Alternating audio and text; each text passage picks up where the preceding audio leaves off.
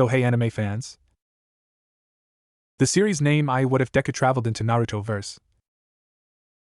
The training ground smelled like failure.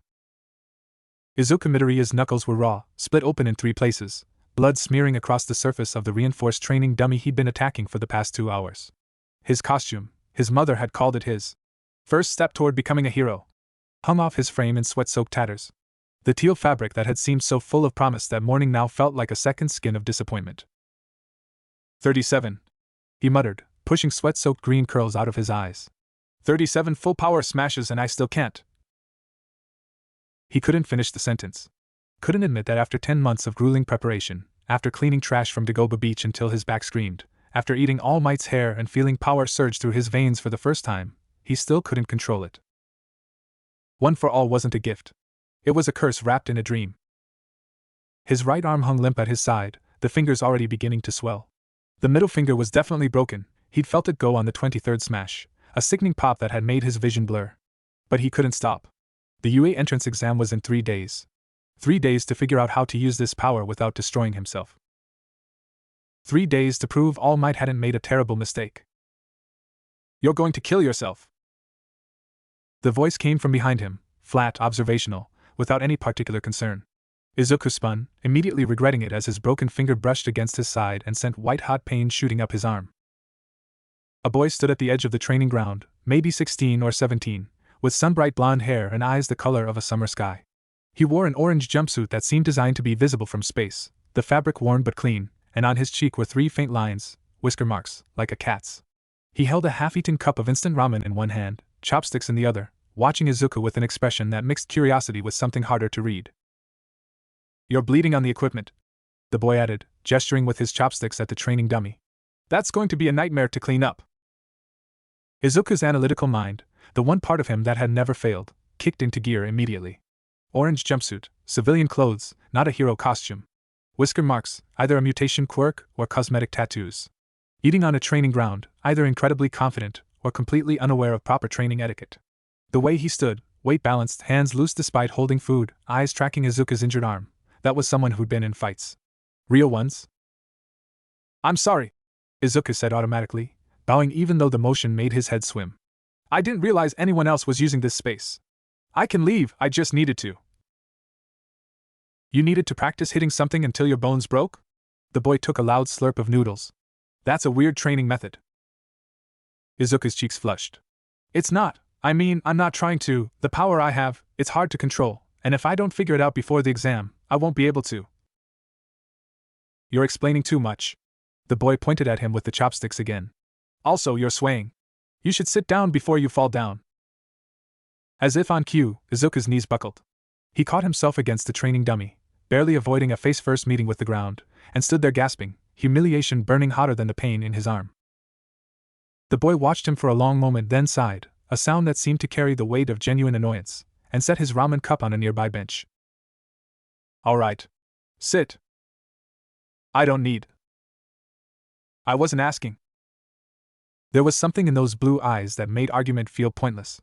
Izuku sank onto the bench, cradling his injured hand against his chest, watching as the strange boy crouched beside him and reached for his arm with confident, ungentle hands.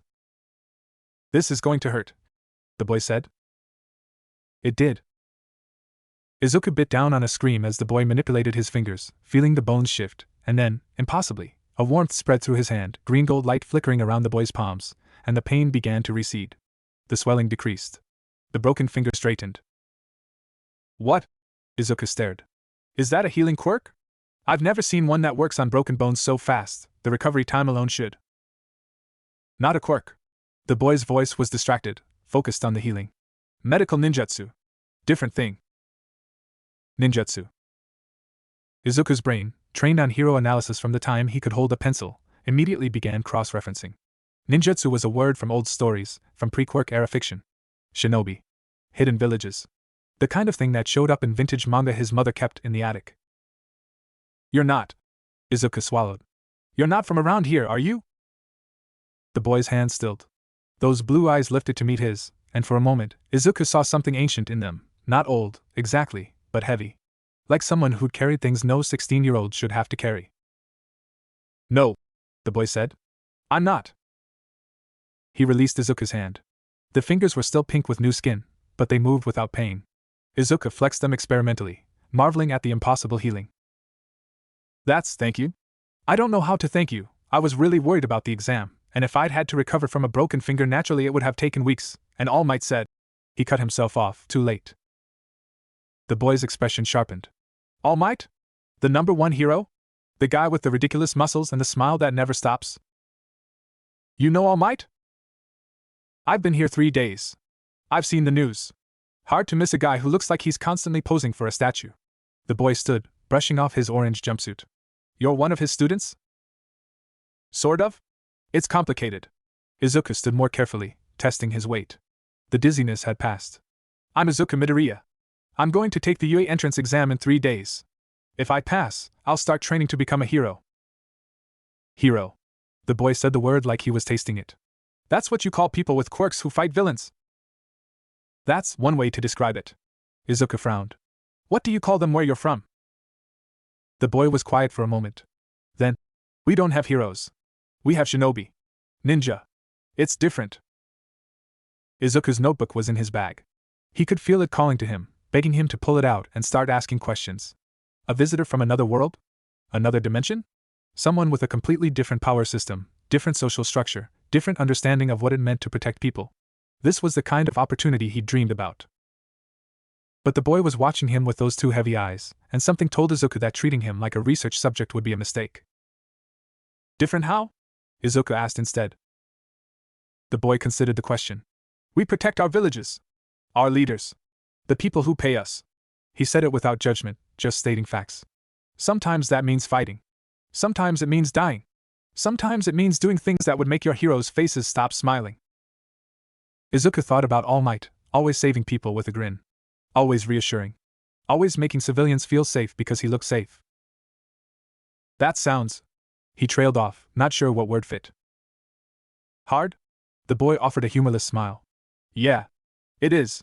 He turned back toward his abandoned ramen, picking up the cup and slurping the now cold noodles. Your training method is stupid, by the way. Izuku blinked at the sudden subject change. I'm sorry? Hitting something until you break yourself doesn't make you stronger. It makes you broken. The boy gestured with his cup at the training dummy, now dented and cracked from Izuku's assault. You've got power. I felt it when I was healing you. It's huge, way bigger than your body can handle right now. But you're treating it like a hammer when you need to treat it like... He frowned, searching for the right word. Like a kunai. Something precise. Something you control instead of something that controls you. You don't understand. Izuku's voice came out sharper than he intended. I didn't have a quirk until 10 months ago. I was quirkless. Powerless. Everyone told me I couldn't be a hero, and now I finally have a chance, and if I can't control it, if I fail the exam, then I'll prove them right. Prove that I was never meant to. He stopped. His hands were shaking. The boy watched him with those two perceptive eyes. Who's everyone? What? When you say everyone told you, who exactly are you talking about? Izuku opened his mouth to answer, but the words wouldn't come. Who had told him he couldn't be a hero? His teachers. His classmates. Kaken, over and over, with explosions and insults, and that look of contempt. His mother crying, apologizing for not having a quirk to give him. Strangers on the street. Commenters on hero forums. Anyone and everyone who'd ever looked at a quirkless boy and seen someone who should give up. But also himself. Every night, lying in bed, wondering if they were right. That's what I thought. The boy finished his ramen and set the empty cup on the bench. You're not training to be a hero. You're training to prove people wrong. Those are different things. Is that supposed to be helpful? Izuku heard the bitterness in his own voice. Some kind of wise advice from a stranger who doesn't know anything about me? The boy didn't get angry. He just shrugged. I know you were ready to pass out from blood loss and broken bones rather than stop training. I know you think this power is something you have to earn by suffering. I know you're so scared of failing that you're willing to destroy yourself to avoid it. He met Izuku's eyes. I know because I've done the same thing. For years. Izuku didn't know what to say to that. The boy held out his hand. Naruto Uzumaki.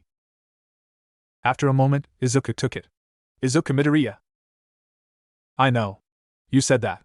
Naruto's grip was firm, but not crushing. Look, Midoriya, your training method is still stupid. But if you're going to do something stupid, you shouldn't do it alone. Meet me here tomorrow morning. Same time. I'll show you how to actually train without killing yourself. Why would you do that?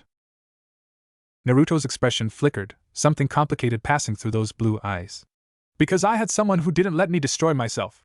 More than one someone. He let go of Izuku's hand. Figured I owe it to them to pass it on. He turned and walked away before Izuku could respond, orange jumpsuit bright against the fading evening light. Izuku watched him go, thoughts spinning, hands still tingling with the impossible warmth of healing chakra. He should go home. His mother would be worried. He needed to ice his hand. No, it was healed now, but he needed to rest, to think, to process everything that had just happened. Instead, he sat on the bench and pulled out his notebook. Subject: Naruto Uzumaki. Possible origin: another dimension/reality. Power system: ninjutsu, uses chakra rather than quirks. Medical application demonstrated: bone knitting, soft tissue repair. Observational skills: high. Combat experience: evident in stance and movement. Emotional intelligence: unexpectedly high. Willing to help despite apparent annoyance. Possible trauma history: self-destructive parallels noted. He stared at the words. Then, beneath them, he wrote. Why did he remind me of myself? Naruto walked through streets that still felt wrong. 3 days in this world, and everything about it made his skin itch.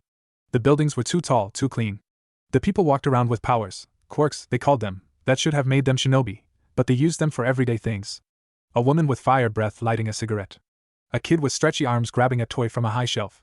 A man with eyes that glowed faintly reading a newspaper in a cafe window. In Konoha, chakra was for protection. For missions. For survival. Here it was just life.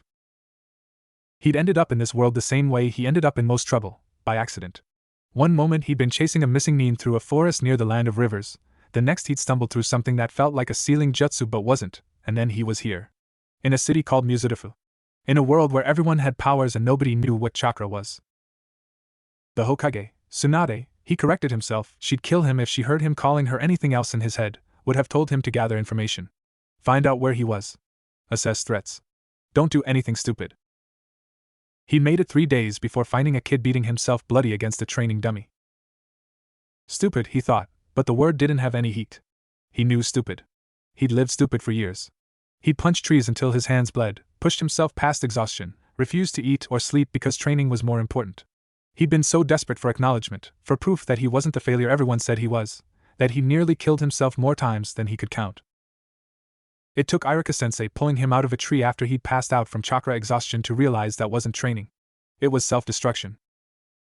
It took Jiraiya, years later, sitting him down after a mission gone wrong and saying, "You're no good to anyone dead, you idiot."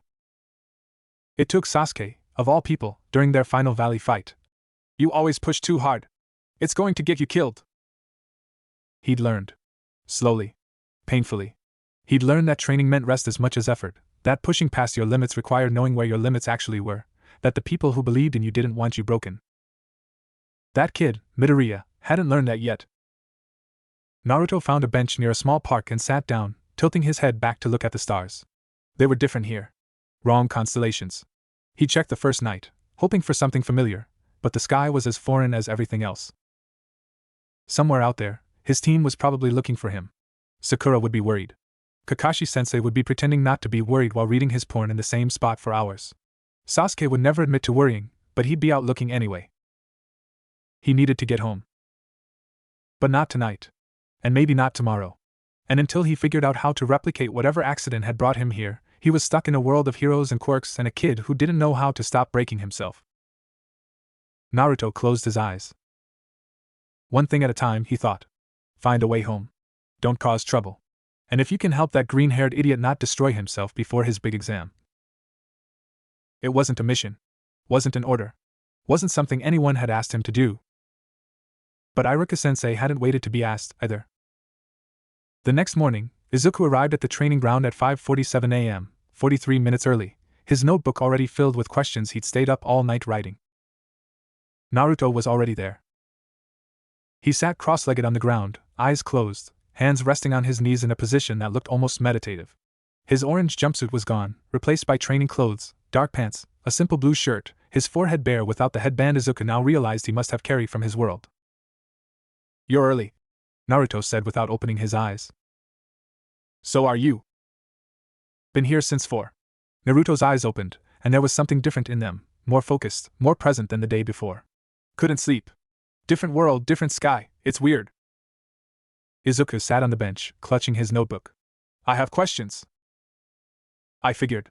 Naruto unfolded himself from the ground with a fluid grace that made Izuku's analytical mind scream combat training, years of it, specializes in something acrobatic. Ask them while we warm up. You're not hitting anything until your body's ready. The warm-up was brutal. Not in the way Izuku's 10 months of beach cleaning had been brutal. That was endurance, stamina, the slow burn of repeated effort. This was different. Naruto walked him through stretches that targeted muscles Izuku didn't know he had, movements that required balance and control rather than strength. By the time they finished, Izuku was sweating and shaking, but not injured. Not broken. That's your problem, Naruto said, handing him a water bottle.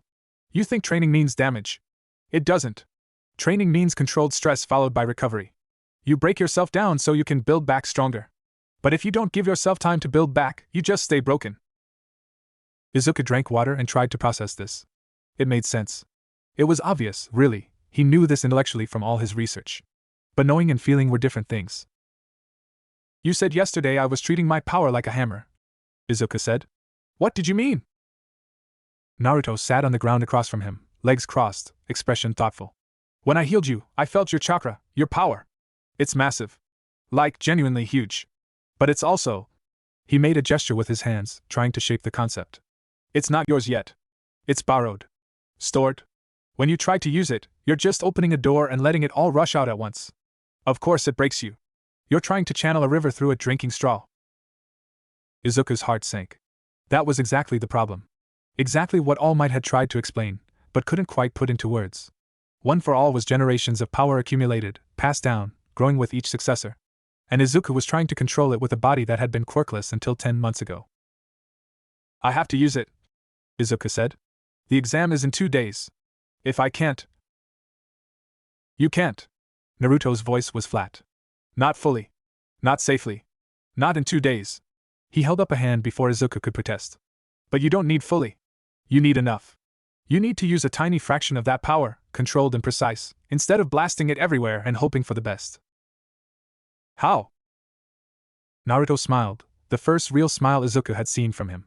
It transformed his face, made him look younger, more like the teenager he actually was. That's what I'm here to teach you. The next 2 days were the most intense of Izuku's life. Naruto didn't teach him new techniques. Didn't show him flashy moves or combat forms. Instead, he made Izuku stand still. For hours. Feel your power, Naruto said for the 100th time. Don't try to use it. Just feel it. Where is it in your body? How does it move? What does it feel like when it's calm versus when it's agitated? Izuku tried. Failed. Tried again. His mind kept jumping to the exam, to the robots he needed to destroy, to the other applicants who'd had their quirks their whole lives. How was standing still supposed to help him compete against them? Stop thinking about the exam, Naruto said, reading his expression. Think about your power. Right now. In this moment. Where is it? Finally, on the second day, something shifted. Izuku felt it, a warmth deep in his chest, different from his heartbeat, different from his breathing. It pulsed with its own rhythm, vast and patient, waiting. There, he breathed. Naruto nodded, not smiling, but something warm in his eyes. Good. Now, don't try to use it. Just ask it for a little. A tiny bit. The smallest amount you can imagine. Izuku focused on the warmth. Reached toward it with his mind, not grabbing, not demanding. Asking. Power flowed into his right hand. Not the explosive, bone-shattering torrent he was used to. Just a trickle. A whisper of strength. His fingers tingled. Didn't break. That's it. Naruto's voice was quiet, almost reverent. That's control. That's the beginning. Izuku stared at his hand, tears pricking at his eyes. For the first time in 10 months, he'd used one for all without hurting himself. Thank you? He whispered. Naruto looked away, uncomfortable with the emotion. Don't thank me yet. You've got a fraction of control. In the exam, you'll need to use it under pressure, with people watching, with your whole future on the line. That's harder than standing in a training ground. I know. Izuku wiped his eyes with his free hand. But this is more than I had 2 days ago. This is… He stopped, something occurring to him. Why are you helping me? Really? You don't know me. You're stuck in a world that isn't yours. You should be focusing on getting home. Naruto was quiet for a long moment. When he spoke, his voice was different, older, heavier. In my world, I was like you. Hated. Ignored. Told I'd never amount to anything. He picked at a thread on his training pants, not meeting Izuku's eyes. I had people who didn't let me believe it. Who saw something in me even when I couldn't see it in myself. They saved my life. More than once. He looked up, and Izuku saw that heaviness again, the weight of things no teenager should carry. I don't know how to get home. I don't know if I can get home. But while I'm here, I can do for someone else what they did for me. He shrugged, trying to look casual and failing. Makes me feel less useless. Izuku didn't know what to say. Didn't have words for the complicated emotions swirling in his chest. Gratitude, yes, but also recognition. This boy understood him in a way no one else ever had. I won't let you down, Izuku said. In the exam. I'll make it count. Naruto snorted. You'd better. I didn't spend 2 days teaching a complete idiot how to stand still just so he could fail. But he was smiling as he said it. The night before the exam, Izuku couldn't sleep. He lay in bed, staring at the ceiling, running through every scenario his analytical mind could construct. The practical exam would take place in a simulated cityscape. Examinees would face foe villains, giant robots of varying sizes. Points were awarded based on successful captures or destructions. 3 types of robots, escalating difficulty. Past exams had shown that the zero-pointer was essentially unbeatable, designed to test situational awareness rather than combat ability. His strategy: use his new control to deliver precise strikes to the 1-pointer and 2-pointer robots, conserving energy. Avoid the 3-pointers unless absolutely necessary. Stay aware of the 0-pointer's position at all times. Don't engage with anything that would require more than 5% of 1 for all. 5%. Naruto had helped him calculate it based on the amount of power he could channel without injury. 5% of 1 for all, delivered with control and precision, should be enough to disable the smaller robots without breaking his bones. Should be. His phone buzzed. A text from an unknown number. Stop overthinking. You're ready. Go crush it. Naruto. Izuku stared at the message for a long moment, then smiled in the darkness. He didn't know how Naruto had gotten his number. He didn't know if he'd ever see the strange boy from another world again after the exam. He didn't know if he'd pass or fail, if his dream would finally come true or shatter against the reality of competition. But for the first time in his life, walking into something impossible, he didn't feel alone. The exam was chaos. From the moment the gates opened, Izuku was moving, not running blindly like so many others, but flowing through the simulated city with purpose. His eyes tracked everything: robot positions, other examinees' paths, potential hazards, escape routes. His mind, the one part of him that had never failed, processed information at lightning speed. A 1-pointer rounded a corner ahead. Izuku didn't stop running. He reached for that warmth in his chest, asked for a fraction of its power, and felt it flow into his legs. He leaped. The jump carried him over the robot's attack arc, and in midair he focused the power into his right fist, 5%, controlled, precise, and brought it down on the robot's head in a hammer strike that crumpled metal like paper. He landed, rolled, kept moving. 1 point. The next hour was a blur of motion and impact. He found his rhythm: assess, engage, disable, move on. His body held. His fingers tingled but didn't break. Each successful strike built his confidence, and each success made the next easier. He saw other examinees in action: a boy with explosions in his palms who moved like destruction incarnate, a girl with gravity powers who floated debris with casual ease, a boy with engine legs who moved faster than Izuku could track. They were incredible. They'd had their quirks their whole lives. And Izuku, who'd had his for less than a year, was keeping up. Then the 0-pointer appeared. It was massive, taller than buildings, with treads that shook the ground and arms designed to crush. The announcement blared: evacuation procedures. The 0-pointer was unbeatable, focus on other targets. Most examinees ran. Izuku started to run too. Then he saw her. The gravity girl. He remembered her from the entrance. She talked to him briefly, been kind when kindness was rare, was trapped beneath falling rubble. The 0-pointer was advancing. She couldn't move. No one was helping. Izuku's body moved before his mind caught up. He ran toward the giant robot, toward certain failure, toward the kind of stupid, suicidal rescue that his analytical mind screamed was impossible. He ran because someone needed help. He ran because that's what heroes did. And as he ran, he reached for 1 for all with everything he had. But instead of grabbing desperately, instead of opening the floodgates and hoping for the best, he remembered Naruto's voice. Ask.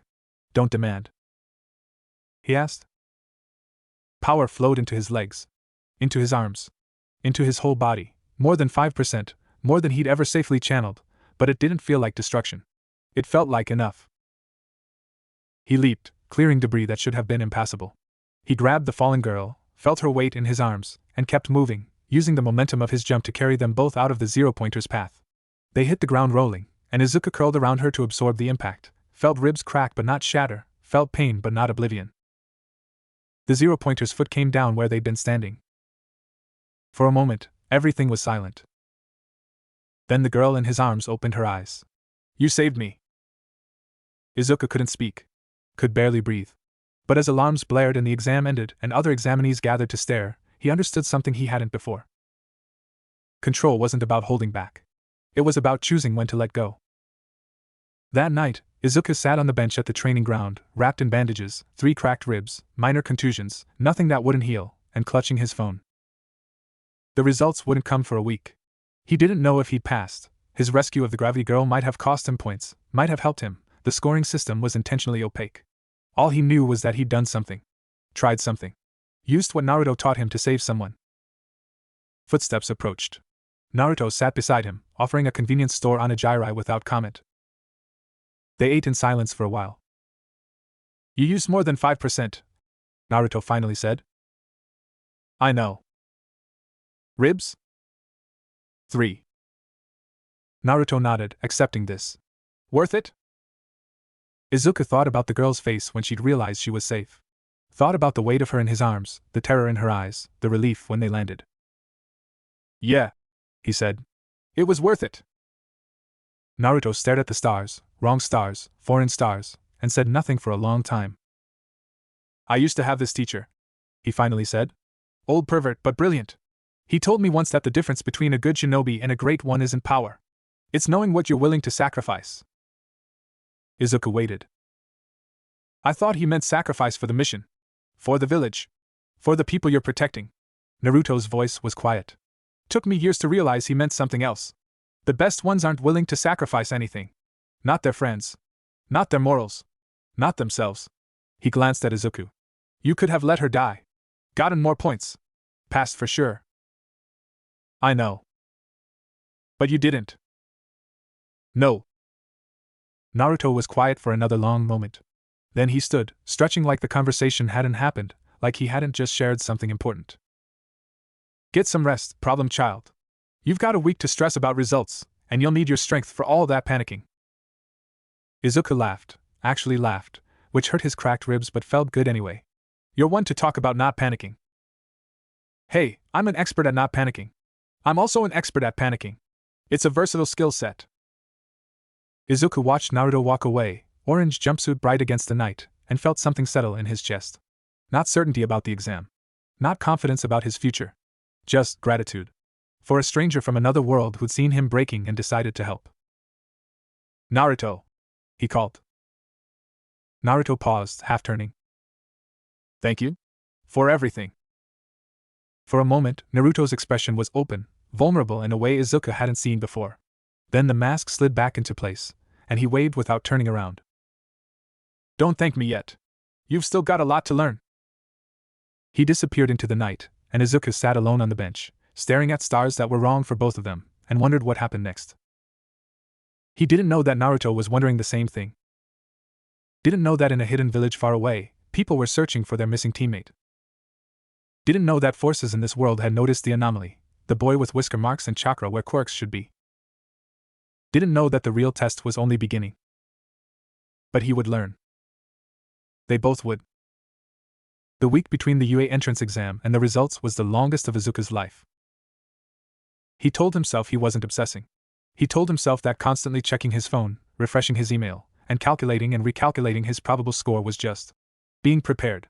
He told himself these things while lying awake at 3 a.m, staring at the ceiling, running through every moment of the exam in exhaustive detail. The one-pointer at the intersection, clean strike, 5%, minimal damage to my hand. The two-pointer in the plaza, I hesitated for half a second, cost me time. The girl, Achiko Urarako, I learned her name from the exam materials, When I saved her, did I move too slow? Too fast? Did the proctor see it as heroic or reckless?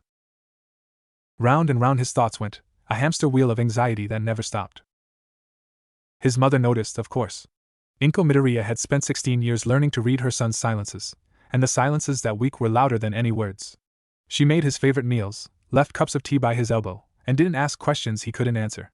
She'd learned long ago that Izuku would talk when he was ready, and not a moment before. On the third day, he couldn't stand being in the apartment anymore. The training ground was empty when he arrived, no orange jumpsuit, no blonde hair, no whisker marks. Izuku told himself he wasn't disappointed. Naruto had his own problems. Finding a way home, probably. Dealing with being stranded in a world that wasn't his. He didn't have time to babysit a nervous examinee. Izuku sat on the bench and pulled out his notebook. Naruto Uzumaki, additional observations. Combat style, unknown origin, but clearly trained from a young age. Stance suggests preference for mobility and misdirection rather than direct confrontation. Healing ability, medical ninjutsu, indicates either formal medical training or exceptional natural talent for chakra control. Personality, presents as carefree and blunt, but there are layers. He recognized my self-destructive training because he's done it himself. He offered help because someone helped him. There's trauma there, deep trauma, but he's processed it in ways I haven't. Questions. How did he get here? Can he get home? Does he want to? Implications for Hero Society. If chakra users exist in other dimensions, what does that mean for our understanding of quirks? Are quirks a form of chakra? Different entirely? Could there be others like him? He stared at the last line for a long moment, then closed the notebook. Too many questions. Not enough answers. You look like someone who hasn't slept in 3 days. Izuku jumped. Naruto stood at the edge of the training ground, holding a convenience store bag and looking slightly irritated. I've slept, Izuku said defensively. Liar. Naruto walked over and sat on the bench, shoving the bag at Izuku. Eat. You look like a strong wind would knock you over. Inside the bag were 3 onigiri, 2 bottles of tea, and a small carton of milk. Izuku stared at it, touched in a way he couldn't quite explain. You didn't have to. Stop talking and eat. They sat in silence for a while, Izuku eating mechanically while Naruto watched the training ground with those too perceptive eyes. The afternoon sun was warm, almost pleasant, a stark contrast to the anxiety churning in Izuku's stomach. Results come in 4 days, Naruto said. It wasn't a question. How did you know that? You told me. During training. You talk a lot when you're focused. Naruto's lips twitched. It's actually kind of impressive. Most people shut up when they're concentrating. You just keep going. Izuku felt his face heat. I've been told I mumble. You don't mumble. You deliver detailed tactical analysis at conversational volume. It's different. Naruto leaned back on the bench, looking up at the sky. So, 4 days. What's your plan? Plan? For the waiting. You can't just sit here staring at your phone for 4 days. You'll go crazy. Izuku hadn't thought about it that way. His plan had been exactly that: sit, wait, obsess. Maybe do some light training. Definitely not sleep. I don't know, he admitted. I've never been good at waiting. Naruto snorted. No kidding. He was quiet for a moment, then sat up straighter. All right. New plan. You're going to help me with something. Help you? With what? Figuring out how I got here. And how to get back. Naruto's expression shifted, something complicated passing through those blue eyes. I've been walking around, trying to sense chakra signatures, looking for anything familiar. Nothing yet. But you know this city. You know how things work here. Maybe you can help me narrow down where to look. Izuku's analytical mind kicked into gear immediately. That's actually a good idea. If we can identify the location where you first appeared, we might find residual energy signatures. Or if we can track your movements in the days since, we might identify patterns that point to. You're doing it again. Doing what? The talking at conversational volume thing. Oh. Sorry. Don't be sorry. Just do it while we walk. Naruto stood, stretching. Show me where you found me that first day. The spot where Izuku had first seen Naruto was unremarkable. It was a small public training ground near the edge of Mizutafu, used mostly by amateur heroes and fitness enthusiasts. A few pieces of basic equipment, some worn grass, a bench that had seen better days. Nothing about it suggested dimensional portals or visitors from another world. Naruto walked the perimeter slowly, hands forming signs Izuku didn't recognize, eyes half closed in concentration. Anything? Izuku asked. Nope. Naruto's voice was frustrated. No residual chakra. No seal remnants. Nothing. It's like I just appeared. Maybe it wasn't here. Maybe you walked here after arriving somewhere else. Naruto considered this. Possible. I was chasing a missing nin. We were moving fast. Could have crossed into this world anywhere along the border of the Land of Rivers. The Land of Rivers? My world. Different geography. Different countries. Naruto sat on the bench, running a hand through his hair. This is useless. I don't even know where to start looking. Izuku sat beside him, thinking. In hero analysis, when we don't have enough information, we look for patterns. You've been here 4 days, right? Have you noticed anything strange? Anything that felt off? Naruto's brow furrowed. Everything feels off. Different sky, different people, different energy. But specific strange? He thought for a moment. There's a place near the center of the city. Big building with a lot of security. Every time I get near it, I feel something. Not chakra. Not exactly. But like something's watching. Izuku's heart rate spiked. What building? Can you describe it? Tall. White. Has a big symbol on the front. Some kind of hero organization? The Hero Public Safety Commission. Izuku's voice came out strangled. Naruto, that's one of the most secure facilities in the country. If they've noticed you, if they're monitoring you. They haven't noticed me. I'm careful. But Naruto's expression had shifted, more alert now. What would they do if they did notice me? Izuku thought about the commission's reputation. About the stories, rumors really, of what happened to unregistered quirk users. About the way they handled irregular situations. I don't know, he admitted. But I don't think it would be good. They sat in silence for a moment, the weight of the implication settling between them. Then we need to figure this out before they do, Naruto said finally. Where else should we check? They spent the next 3 days walking. Naruto led, following instincts he couldn't explain and sensations he couldn't quite identify. Izuku followed, notebook always ready, documenting every location, every feeling, every potential clue. They covered miles of Muzurufu, the commercial districts with their endless shops, the residential areas with their quiet streets, the industrial zones with their abandoned warehouses. Nothing. On the third evening, they ended up at Dagoba Municipal Beach Park. It was different now than it had been 10 months ago. The mountain of trash that Izuku had spent months clearing was gone, replaced by clean sand and gentle waves.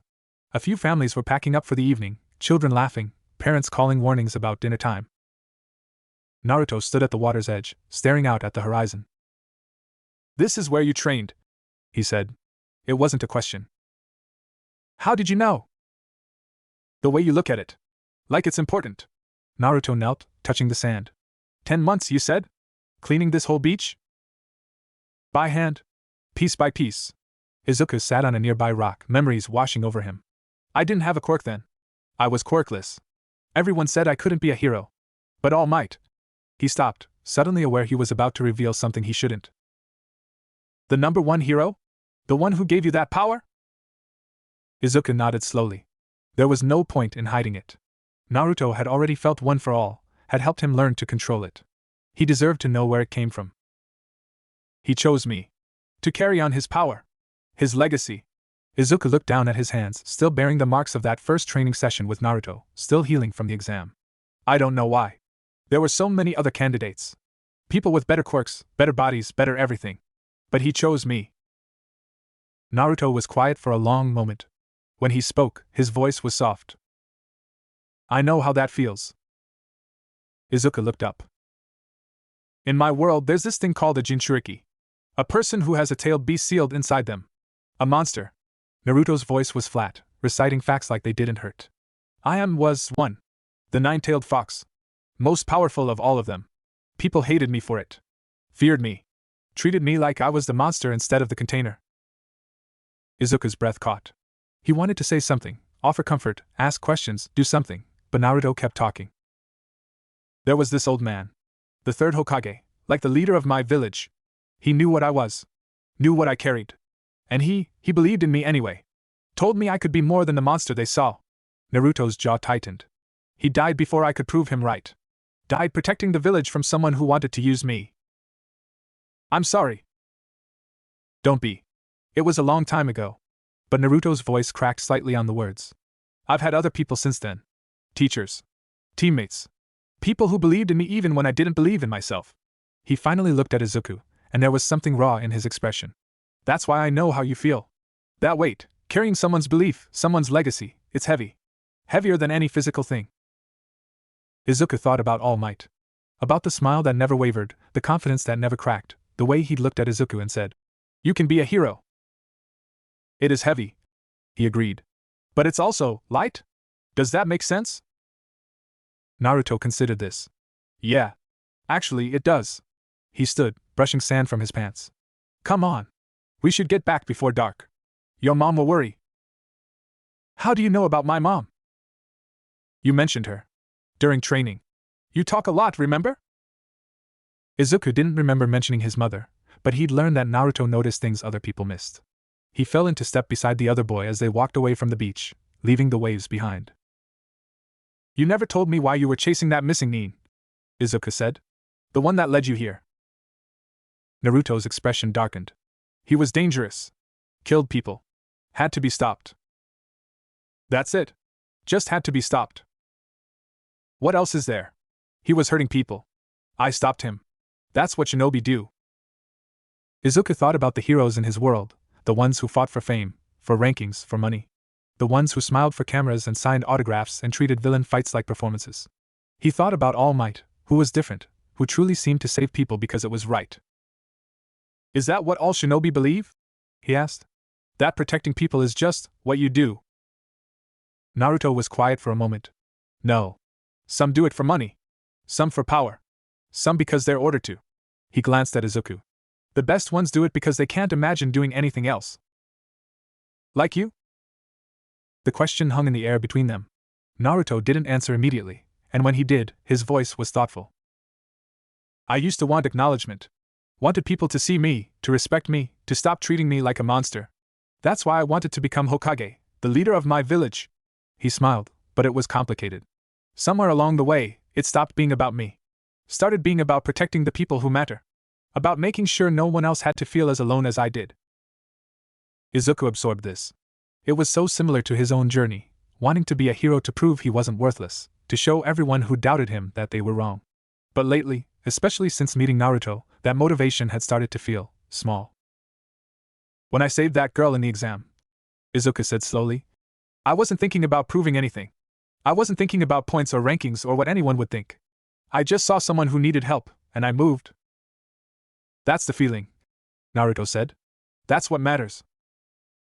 They walked in silence after that, but it was a comfortable silence. The kind that didn't need to be filled. The night before results were announced, Izuku couldn't sleep. He tried everything, warm milk, meditation, counting sheep. Nothing worked. His mind kept circling back to the exam, to the zero-pointer, to the moment he'd grabbed Urarako and leaped to safety. Had he done enough? Had he done too much? Would the proctor see his rescue as heroic, or as a tactical error that cost points? His phone buzzed. Roof. Now. Naruto. Izuku stared at the message for a moment, then quietly pulled on clothes and crept out of the apartment. His mother's door was closed, her soft snores audible through the wood. She'd never know he was gone. Naruto was sitting on the edge of the apartment building's roof, legs dangling over the side, looking up at the stars. He didn't turn when Izuku approached. Couldn't sleep either? Izuku asked, sitting beside him. Nope. Been 3 hours. Giving up. Naruto pointed at the sky. Look at that one. The really bright one. In my world we have a star like that. Jiraiya used to tell me it was the spirit of a great toad sage watching over travelers. What's a toad sage? Long story. Involves a lot of really gross training and a mountain full of talking frogs. Naruto's lips twitched. I'll tell you sometime. If we have time. The if hung in the air between them. Neither of them knew how long Naruto would be here. Neither of them knew if he'd ever get home. What will you do? Izuku asked. If you can't go back? Naruto was quiet for a long moment. I don't know. Find a way to live here, I guess. Figure out how this world works. Maybe become a hero. Seems like that's what you call people who protect others. He glanced at Izuku. What about you? What will you do if you don't get into UA? The question hit harder than Izuku expected. He'd been so focused on passing that he hadn't really considered the alternative. I don't know, he admitted. Try again next year? Find another hero school? Give up? The last option came out smaller than the others. Don't do that. Naruto's voice was firm. Don't give up. No matter what happens tomorrow. Easy for you to say. You're not the one who'll have to face everyone who said I couldn't do it. Naruto turned to look at him directly. You think I don't know what that's like? You think I never had people waiting to see me fail? His voice was sharp, but not angry. I had the whole village. Every day. Watching. Waiting. Hoping I'd screw up so they could say, see, we were right about him. Izuku didn't know what to say. I didn't give up. Naruto continued. Not because I was strong. Not because I believed in myself. Because I had people who believed in me when I couldn't. Iruka-sensei. Old Man Third. Later, Sakura and Sasuke and Kakashi-sensei and Jiraiya. He held Izuku's gaze. You've got people too. Your mom. That All Might guy. And now you've got me. The words settled into Izuku's chest, warm and solid. Whatever happens tomorrow, Naruto said, it's not the end. It's just one step. One exam. One result. It doesn't define you. Izuku thought about all the years he'd spent defining himself by what others thought. By Kaken's contempt. By his teacher's pity. By the constant, crushing weight of being told he wasn't enough. For the first time, sitting on a roof with a boy from another world, he thought maybe they were wrong. Thank you, he said. Naruto snorted. You keep saying that. Because I keep meaning it. They sat in silence, watching the stars, until the sky began to lighten with the approach of dawn. The results came by mail. Izuku stood in his apartment, holding the envelope with trembling hands, while his mother hovered behind him trying to look casual and failing completely. The UE logo stared up at him, impassive and final. Open it, honey, Inko said softly. Izuku opened it. A small device fell out, a projector of some kind, and suddenly All Might's face filled the room, larger than life, beaming that impossible smile. Izuku Midoriya! The projection boomed. I am here, as a projection, to tell you your results. Inko gasped. Izuku just stared, heart pounding. The projection continued, explaining the exam scoring system, villain points for defeating robots, rescue points for heroic actions. Izuku listened, numb, as All Might detailed the various examinees' scores. Then the number appeared. Villain points, 67. Rescue points, 60. For a grand total of 127 points. Izuku's knees gave out. He caught himself on the table, staring at the number, not quite processing. With those rescue points, the highest in the exam's history, might I add, you have earned your place in the hero course. Inko was crying. Izuku was crying. The projection was still talking, but Izuku couldn't hear it over the roaring in his ears. He'd done it. He'd actually done it. Naruto was at the training ground when Izuku found him, sitting on the bench with a cup of ramen and an expression of studied casualness. So? He asked. Izuku held up the acceptance letter, the physical one, the one that felt solid and real in his hands. Naruto's face broke into a grin. A real one, wide and bright and full of genuine happiness. Told you, he said. Told you could do it. You told me my training method was stupid. It was. Still is. But you're not stupid. Naruto stood, clapping Izuku on the shoulder. Congratulations, problem child. You're going to be a hero. Izuku laughed, actually laughed, full and free, and for a moment, everything was perfect. Then Naruto's expression shifted. What? Izuku asked. What's wrong? Naruto was staring past him, toward the entrance of the training ground. Izuku turned to follow his gaze. Two people stood there. Men in dark suits, with the kind of expressions that suggested they weren't here for casual conversation. One of them held up a badge, official, government-issued. Naruto Uzumaki? The man called. We need to talk to you about your presence in this country. And about your quirk. Izuku's blood ran cold. The Hero Public Safety Commission. They'd found him. The men in suits didn't move. They stood at the entrance to the training ground like statues, expressions neutral, eyes sharp. Izuku's analytical mind kicked into overdrive. Government-issue suits, standard commission attire, both men in their 30s, fit, probably armed. The one who'd spoken held his badge at an angle that made it easy to read but hard to photograph. Standard procedure. Trained. Naruto's hand closed on Izuku's arm. Don't move, he murmured, voice barely audible. Don't say anything. Naruto. I said don't. The blonde boy stepped forward, placing himself slightly in front of Izuku, a protective stance that Izuku recognized from 100 hero analyses. Body positioned to shield, weight balanced for movement, hands loose at his sides. I'm Naruto Uzumaki, he said, voice flat. Who's asking? The lead suit smiled, a thin, professional expression that didn't reach his eyes. My name is Agent Tsubasa. This is my partner, Agent Kuroda. We're with the Hero Public Safety Commission's Irregular Quirk Division. Irregular Quirk Division?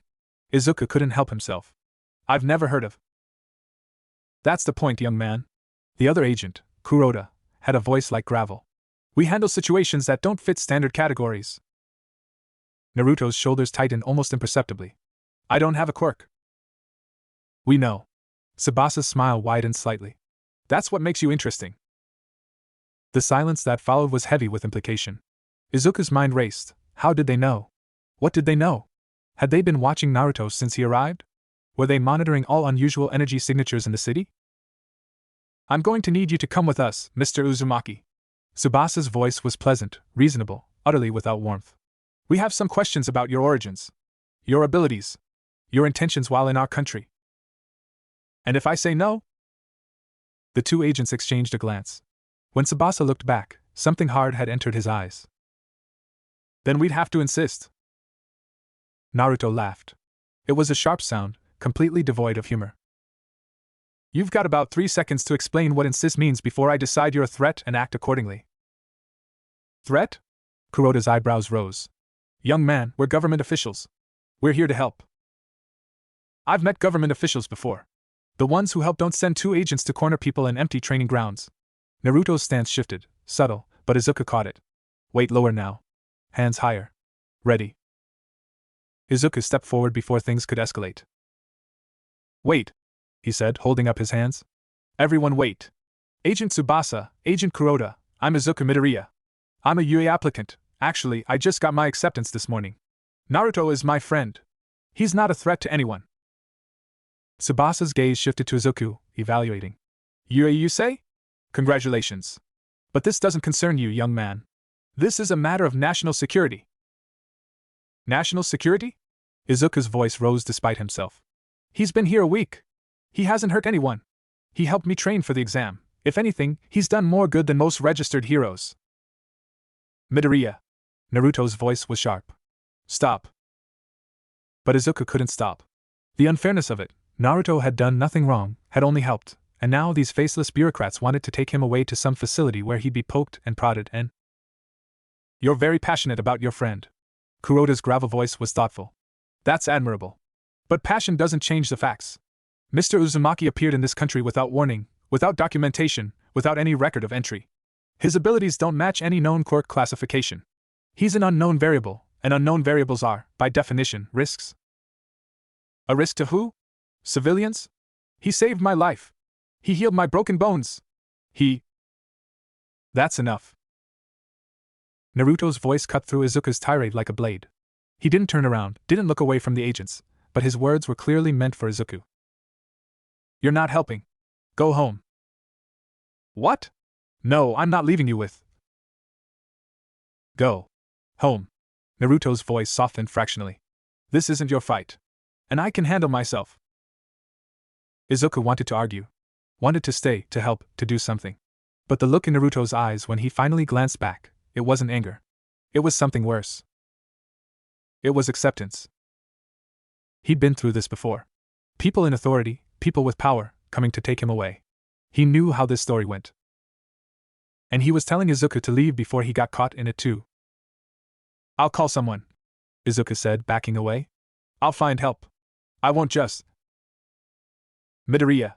Naruto's voice was gentle now. Just go. I'll find you later. Promise.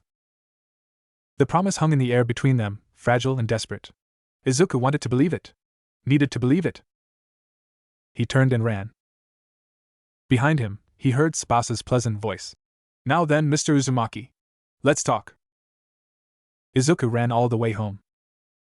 Not because he was scared, well, yes, because he was scared, but also because running gave his brain something to focus on other than the horror of what was happening. His lungs burned. His legs ached.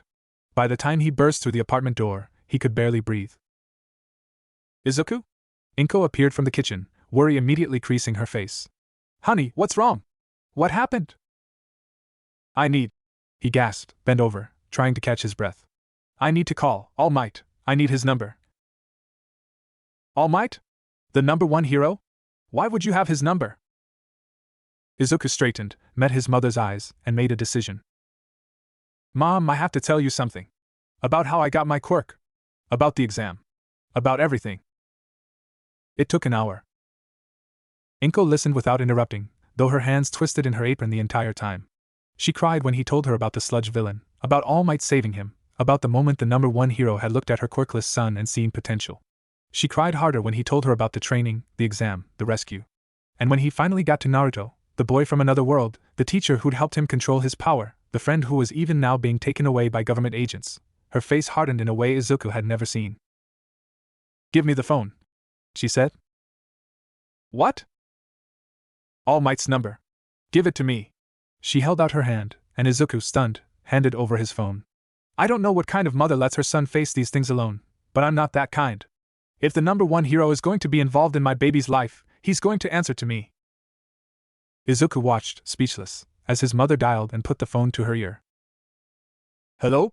Is this Tashinori Yagi? This is Inko Midoriya, Izuku's mother. We need to talk. 3 hours later, Izuku sat in a small cafe near the coast, across from a skeletal man who bore almost no resemblance to the symbol of peace. All Might, Tashinori Yagi, looked even worse than usual. Dark circles under his eyes, hands wrapped around a cup of tea he hadn't touched, shoulders hunched with a weight that had nothing to do with his injury. I'm sorry, he said for the 5th time. I'm so sorry, young Midoriya. I should have been there. I should have been monitoring your progress more closely. Instead, I left you to train alone, and you nearly destroyed yourself, and then a stranger had to. All Might. Izuku's voice was firm. Naruto helped me. He didn't hurt me. And now he's in danger because of who he is, not because of anything he did. We need to help him. I know. Tashinori finally lifted the tea, took a sip, grimaced. The commission is complicated. They have a lot of power. A lot of authority. And they're not wrong that an undocumented individual with unknown abilities is technically a security concern. Technically? He's a person. He's a teenage boy who's lost and scared in. I know. Tashinori held up a hand. I'm not defending them. I'm explaining how they think. If we're going to help your friend, we need to understand the system we're working against. Izuku forced himself to take a breath. Okay. Explain. Tashinori set down his tea, expression grave. The Hero Public Safety Commission was created about 50 years ago, shortly after quirks became common. Their original purpose was to regulate hero activities, ensure public safety, and manage quirk-related incidents. Over time, their authority expanded. Now they handle everything from hero licensing to international quirk affairs to irregular situations. Irregular Quirk Division. That's what the agent said? Yes. It's one of their most secretive branches. They handle cases that don't fit standard categories, quirks that are too powerful, too unusual, too dangerous. People who fall through the cracks of the regular system. Tashinori's voice darkened. They're also responsible for certain, off-book operations. Things the public never hears about. Izuku's stomach dropped. What kind of operations? I don't know the details. No one does, that's the point. But I've heard rumors. Training programs for orphans with powerful quirks. Containment facilities for people deemed too dangerous for society. Research into quirk enhancement and replication. He met Izuku's eyes. If your friend's abilities are truly different from quirks, if he's from another world entirely, the Commission will see him as the most valuable research subject they've ever encountered. No. Izuku's hands clenched into fists. No, I won't let that happen. He helped me. He saved me. I have to save him. Tashinori was quiet for a moment. Then he reached across the table and placed a hand on Izuku's clenched fist. Then we will, he said. Together. Izuku looked up, surprised. Young Midoriya, Izuku, I chose you to be my successor because I saw something in you. A willingness to run toward danger when others run away. A heart that can't ignore suffering. Those qualities will make you a great hero someday. He squeezed Izuku's hand gently. But being a hero isn't just about running toward danger. It's about running toward it smartly. If we're going to help your friend, we need a plan. Izuku nodded, forcing himself to think past the panic. Okay. First, we need to find out where they took him. The Commission has facilities all over the country, but if this is an irregular case, they might have special locations. Agreed. I have contacts, people who owe me favors. I can start making calls. Second, we need to understand why they want him. The agent said his abilities don't match any known quirk classification. That means they're going to study him. Test him. Try to figure out how his powers work. Tashinori's expression tightened. Which means they won't hurt him immediately. They'll observe first. That gives us time. Third, Izuku hesitated. Third, we need to know if Naruto can help himself. He's not helpless. He's trained his whole life. If he can escape on his own, we need to be ready to help him once he does. He might try to run. But if the Commission's facility is anything like I suspect, then he'll need outside help. Izuku nodded.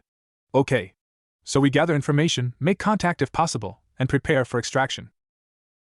Tashinori almost smiled. You think like a strategist, young Midoriya. That's good. It's what I do. Analyze situations, find patterns, plan responses.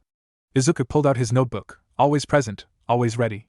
Now, let's start with what we know about Commission facilities.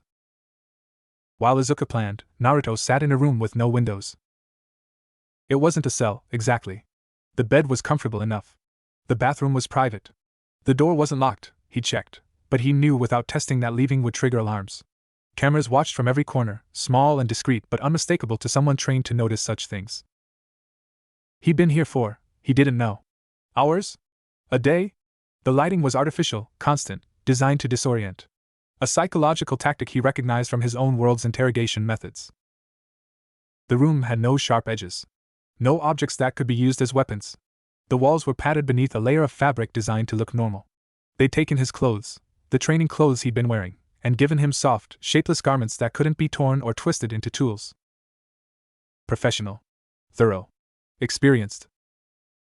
Naruto lay on the bed, staring at the ceiling, and thought about Izuku.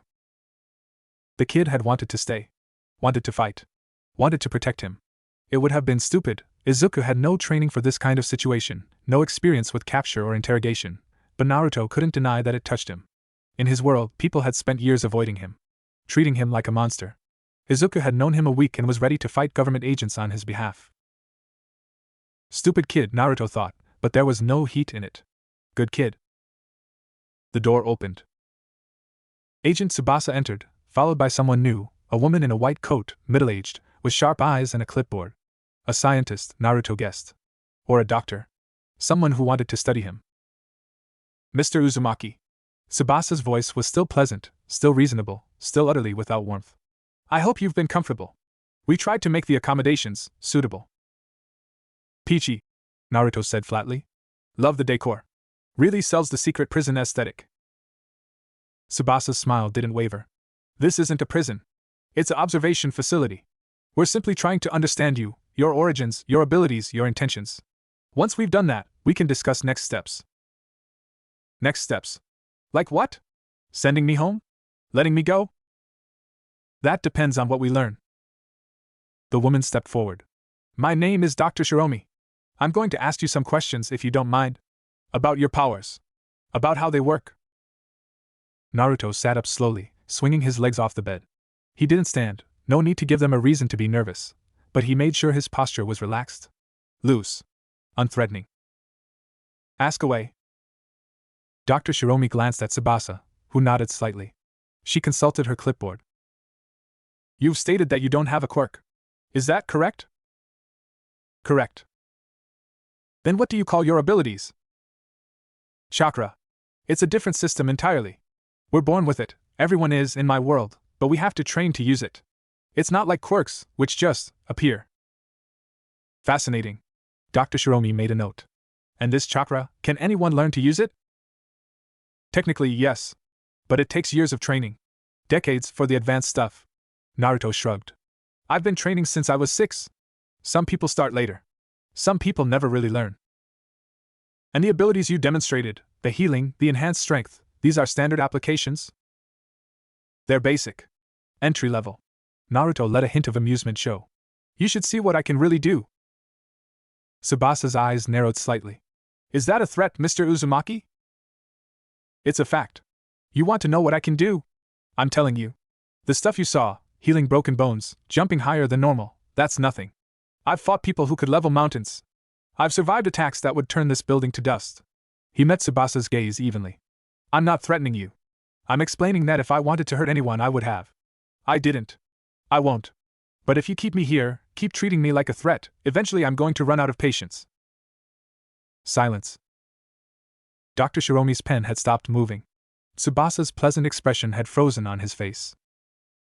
Finally, Tsubasa laughed. It was a hollow sound. You're very confident for someone in your position. I've been in worse positions. With worse people. Naruto leaned back on his hands, deliberately casual. Look, I get it. I'm an unknown.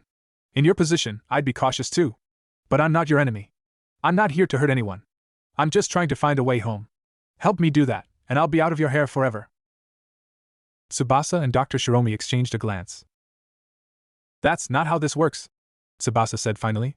You're not a guest, Mr. Uzumaki. You're a subject. Until we understand exactly what you are and what you're capable of, you're not going anywhere. Naruto's expression didn't change, but something in his eyes went cold. I understand, he said quietly. I just want you to understand something too. What's that? When I stop being patient, and I will, eventually, you're going to wish you'd listened. The room felt suddenly smaller. Tsubasa's hand twitched toward his belt, a weapon, Naruto guessed, and Dr. Shiromi took a step back. Neither of them said anything. After a long moment, Naruto lay back on the bed, staring at the ceiling. We're done here, he said. Close the door on your way out. 3 days passed. Izuku barely slept. He trained during the day, Naruto's methods, focusing on control rather than power, and researched at night, combing through every public record he could find about commissioned facilities. Toshinori called in favors, reaching out to contacts who owed him, gathering fragments of information that slowly formed a picture. The facility where Naruto was being held was underground. That much they'd confirmed from a retired commission employee who owed Toshinori his life. It was located somewhere outside Mizurufu, in a rural area where land was cheap and questions were few. Security was high, multiple checkpoints, armed guards, quirk-suppressing technology in the holding areas. Quirk-suppressing? Izuku had asked when Toshinori mentioned it.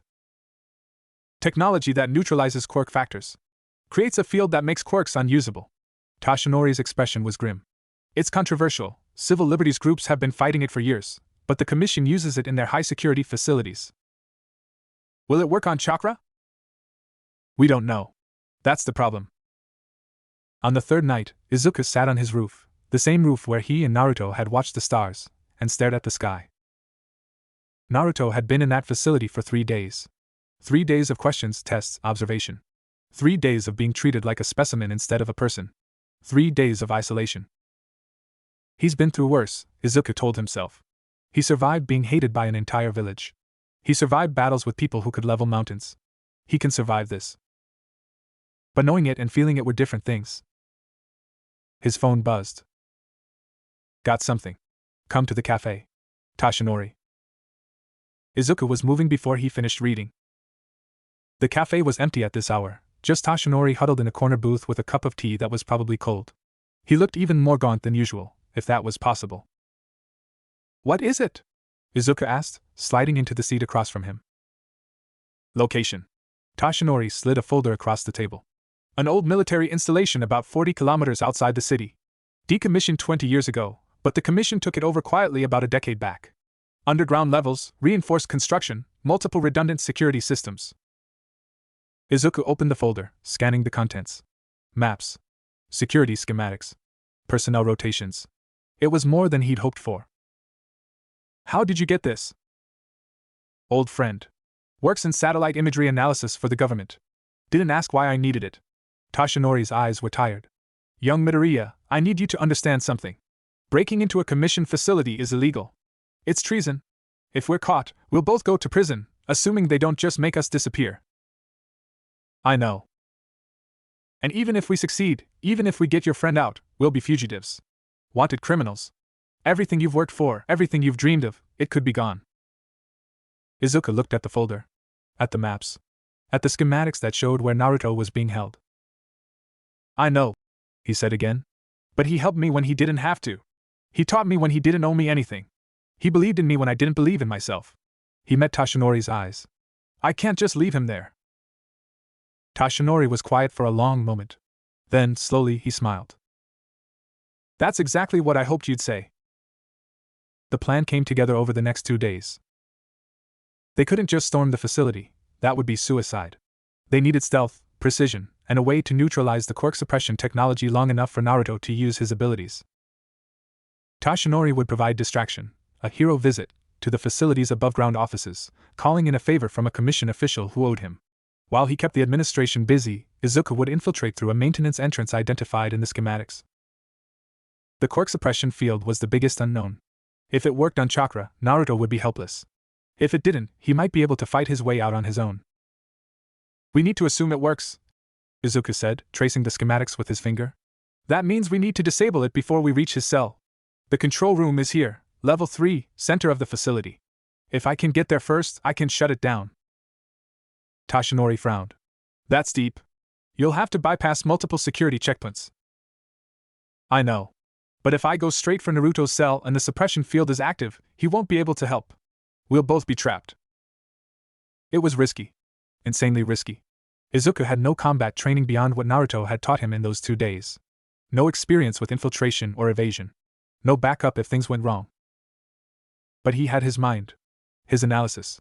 His ability to see patterns and predict outcomes. And he had Naruto's voice in his head, "You're ready. Go crush it." I can do this, he said. Tashinori studied him for a long moment. Then he nodded. I believe you. The night of the infiltration, Izuku stood outside the facility's perimeter fence and tried not to throw up. The facility was everything the schematics had promised: imposing, silent, utterly secure. Floodlights swept the grounds at regular intervals. Guard patrols moved in predictable patterns. Cameras watched from every angle. But Izuku had studied those patterns.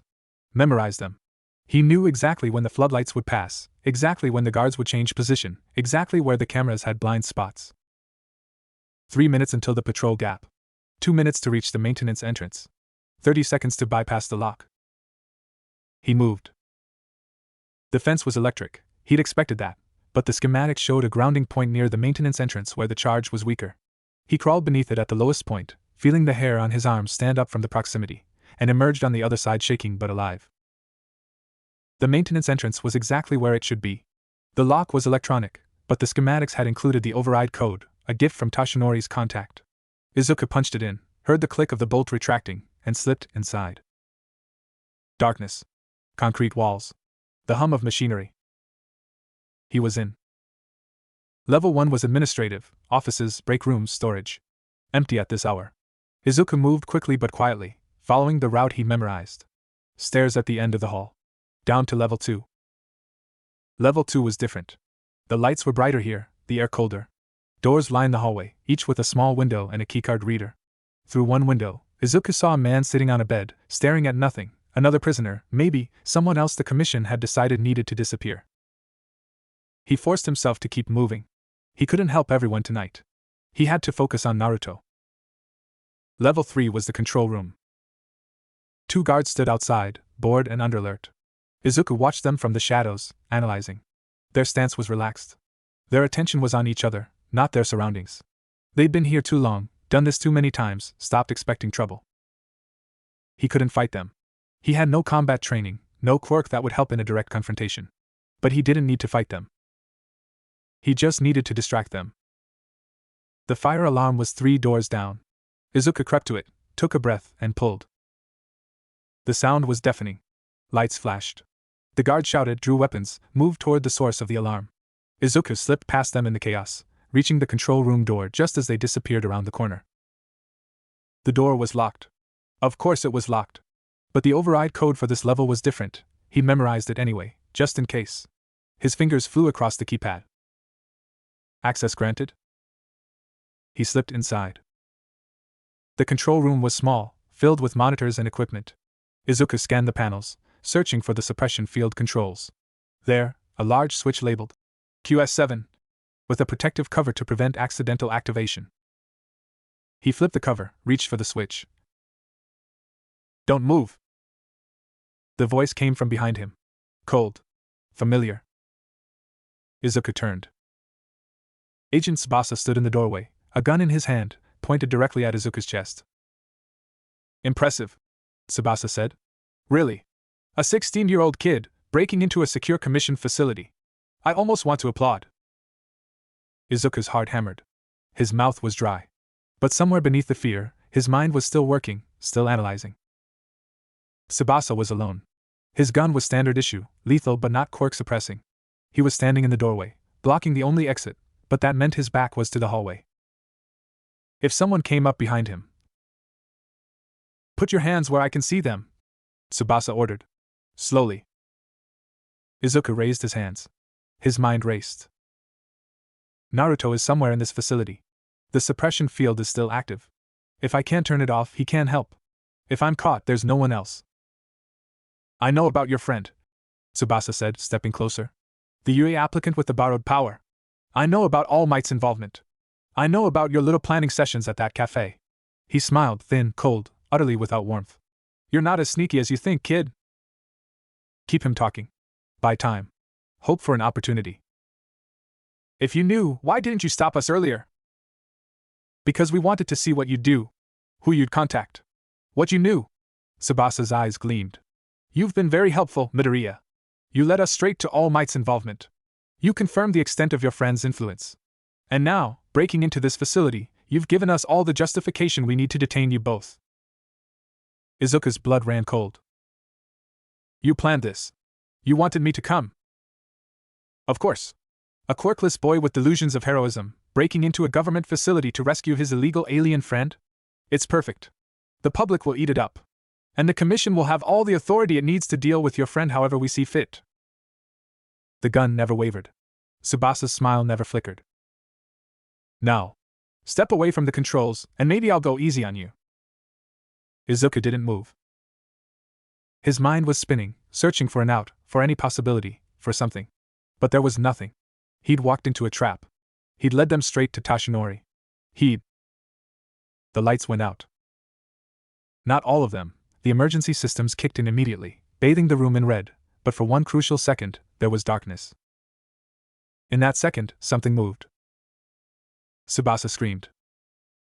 Izuku heard the gun clatter to the floor. Heard a thud that might have been a body hitting the wall. Heard breathing, heavy, familiar, furious. The emergency lights flickered back to full strength. Naruto stood over Tsubasa's unconscious form, wearing the same shapeless clothes they'd given him, eyes blazing with an anger that seemed to fill the room. Took you long enough, he said. Izuku stared. How? The suppression field. Didn't work. Naruto's lips curved into something that wasn't quite a smile. Turns out chakra and quirks are different enough that their fancy technology can't touch it. I've been waiting for the right moment to move. You could have escaped any time? I could have. But I wanted to know what they were planning. And I figured you'd come. Naruto's expression softened fractionally. You did. Izuku didn't know whether to laugh or cry. He ended up doing both, a hysterical sound escaping his throat. We need to go, he managed. Tsubasa said they knew everything, they wanted me to come, it's a trap. It was a trap. Past tense. Naruto nudged Tsubasa with his foot. This guy was the only one who knew the full plan. Commission's full of bureaucrats, they don't share information. By the time anyone realizes he's not checking in, we'll be long gone. But All Might, he's upstairs, creating a distraction. Then let's go get him. They found Tashinori exactly where he'd said he'd be, in a conference room on level 1, drinking terrible coffee and making small talk with a commission official who clearly wanted to be anywhere else. The official's expression when Naruto walked in, followed by Izuku, followed by absolutely no guards, was almost worth the terror of the past few days. I'm afraid we have to go, Naruto said pleasantly. Thanks for the hospitality. Really. The food could use some work, but the accommodations were memorable. He was gone before the official could respond, Izuku and Tashinori following close behind. They didn't stop running until they were 3 kilometers from the facility, hidden in a patch of woods, gasping for breath. Tashinori transformed, smoke billowing, muscles appearing, and stood before them in his hero form, looking almost as exhausted as his skeletal self. That, he said. was the stupidest, most reckless, most completely insane thing I've ever been part of. Naruto grinned. Welcome to my life. Izuku leaned against a tree, still trying to catch his breath, and laughed. He couldn't help it. They'd done it. They'd actually done it. And somewhere in the distance, alarms began to wail. The safe house smelled like dust and old paper. It was a small apartment above a closed bookstore, hidden in a corner of Muzurifu that tourists never visited and locals tried to forget. Toshinori had used it years ago, during his early days as a hero, when he needed places to recover between missions that the public never knew about. The key still worked. The electricity still ran, barely. And the windows faced an alley instead of the street, which meant no one could see the three fugitives huddled inside. Izuku sat on a dusty couch, still shaking. Not from cold. Not from fear, exactly. His body had simply decided that nearly being shot by a government agent was worth a sustained tremor, and no amount of telling himself it was over seemed to convince his nervous system. Naruto paced by the window, occasionally glancing through the blinds at the alley below. He'd changed clothes. Toshinori had found him something that almost fit, dark and plain and nothing like his usual orange, but he moved with the same restless energy as always. Toshinori was on the phone. Had been for an hour. His voice drifted from the small kitchen, low and urgent, words Izuku couldn't quite catch. The commission's going to be looking for us, Naruto said, not for the first time. They'll have our faces everywhere within hours. Maybe they already do. Izuku nodded mechanically. He'd already run through the scenarios. Wanted posters. News alerts. Social media campaigns painting them as dangerous criminals. The commission controlled the narrative. They always did. Your mom, Naruto added, quieter. She's going to be questioned. Izuku's stomach lurched. He'd thought of that, of course. Had lain awake the past 3 nights imagining it, agents at the door, his mother's face, her confusion and fear. But hearing Naruto say it made it real in a new way. I need to call her. Can't. Toshinori emerged from the kitchen, phone in hand, expression grim. They'll be monitoring her line. Any contact puts her at risk and gives them a way to track us. So what do I do? Just let her think I'm. Izuku couldn't finish the sentence. Toshinori's face softened. He crossed the room and sat heavily on the couch beside Izuku, the cushions sagging under his skeletal weight. I have a friend. An old contact from my early days. She owes me more than I can ever repay. He met Izuku's eyes. She'll check on your mother. Make sure she's okay. Pass a message if we need to. Who? Someone who works outside the system. A information broker. She's unconventional. But she's trustworthy. Naruto stopped pacing. An information broker? Like a spy? Something like that. Toshinori's lips twitched. She'll want something in return eventually. That's how she works. But for now, she'll help. Izuku wanted to argue. Wanted to insist on calling his mother himself, hearing her voice, making sure she was safe. But he knew Toshinori was right. Any contact would put her in danger. How did this happen? He whispered. A week ago, I was just waiting for exam results. Now I'm a fugitive. Now my mom is. His voice broke. Naruto stopped pacing. For a long moment, he just looked at Izuku, really looked, with those two perceptive blue eyes. Then he crossed the room and sat on Izuku's other side. You want to know something? He said quietly. When I was younger, much younger, I used to get in trouble all the time. Graffiti on the Hokage monument. Pranks on the village elders. Stupid stuff. And every time, I'd think about my mom. About how she'd feel if she knew what I was doing. Izuku looked at him. Naruto rarely talked about his parents. I never knew her. She died the day I was born. My dad too. Naruto's voice was matter-of-fact, like he'd long since made peace with it. But I used to imagine her watching me. Worrying about me. Hoping I'd be okay. And I think, if she's watching, I don't want her to see me giving up. I don't want her to see me scared. He turned to meet Izuku's eyes. Your mom knows you. She raised you. She knows the kind of person you are. And right now, wherever she is, she's not thinking my son is a criminal. She's thinking my son is alive. My son is fighting for what's right. My son is okay. Izuku's eyes burned. He blinked rapidly, refusing to cry in front of them. You don't know that. Yeah. I do. Naruto's voice was firm. Because that's what parents do. They believe in their kids. Even when the kids don't believe in themselves. Silence settled over the room. Toshinori watched them both with an expression Izuku couldn't quite read. Sadness, maybe. or recognition. I need to tell you both something, Tashinori said finally. About the commission. About why they're so interested in young Uzumaki. Naruto's eyes narrowed. I thought they wanted to study my chakra. Figure out how it works.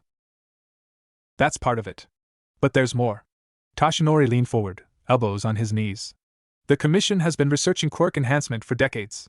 Trying to create stronger heroes, more powerful abilities. They've had some successes, and some failures. But recently, they've been pursuing a new angle. What kind of angle? Quirks from other dimensions.